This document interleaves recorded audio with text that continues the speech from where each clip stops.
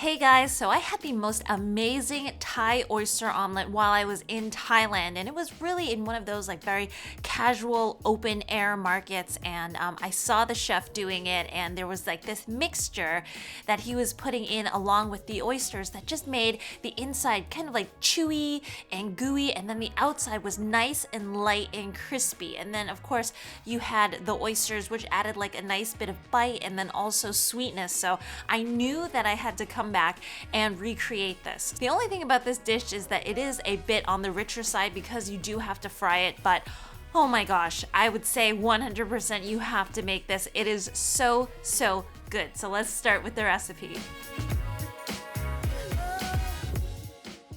Alrighty, so step one, we are marinating the oyster mushrooms first. So 3/4 of a cup of that, and I mix in a little bit of salt, white pepper, soy sauce, garlic powder, and sugar. Recipe is going to be down below, and the reason I do that first is just because the mushrooms, they take a little bit of time to soak up that flavor while we do everything else.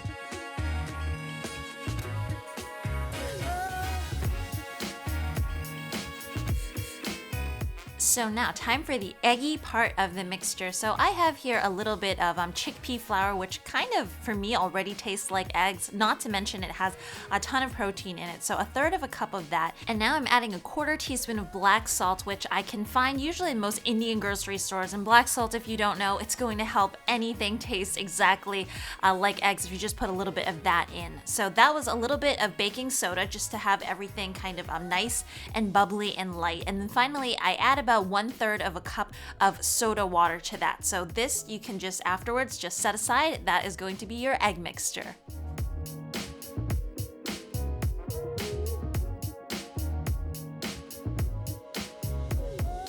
So remember how I told you guys that there was a chewy and also a crispy element to this as well? So that actually comes from the tapioca starch along with I'm adding 1/2 cup of club soda water, and that starch is going to make kind of the insides chewy and stretchy, but then also give a nice crispiness to the outside, okay? So I've added about 1/2 cup of scallions here and there, and then about 1/2 cup of bean sprouts as well. If you guys don't like the taste of fresh bean sprouts, I actually just par cook mine ever so slightly, and that kind of makes it for me a lot more palatable, and it adds a nice crunch and freshness to this omelet.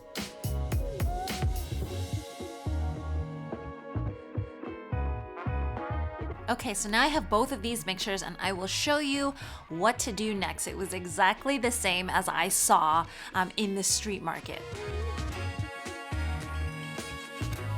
Right, so I have a fair amount of oil. I'd say like a couple tablespoons up to 1/4 cup because you are essentially frying this omelet, and I have it about medium-high heat. You want a nice heat on that so that you get a nice crispiness from the tapioca starch mixture. So I'm pouring 1/2 of that mixture in, and I'm making sure that I get, enough of the mushrooms and the bean sprouts and everything that I need to that. So medium-high heat, and I'm just waiting until kind of the edges start to crisp up.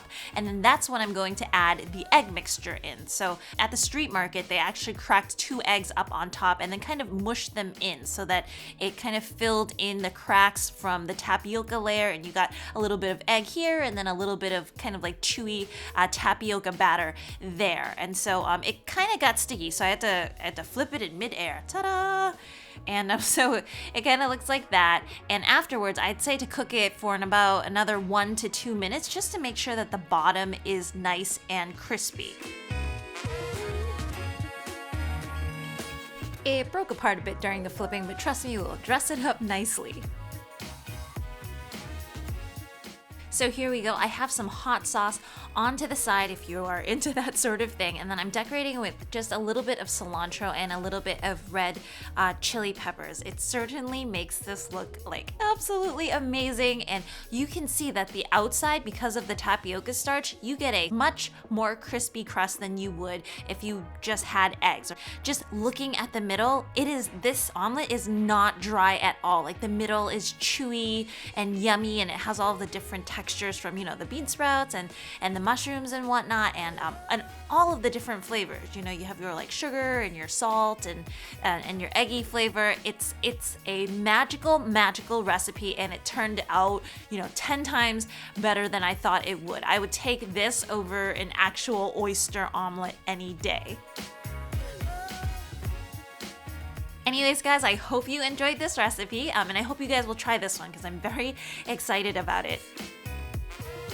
As usual, if you want to see more recipes like this, remember to hit that like and subscribe button, and I will see you guys again next time. Bye!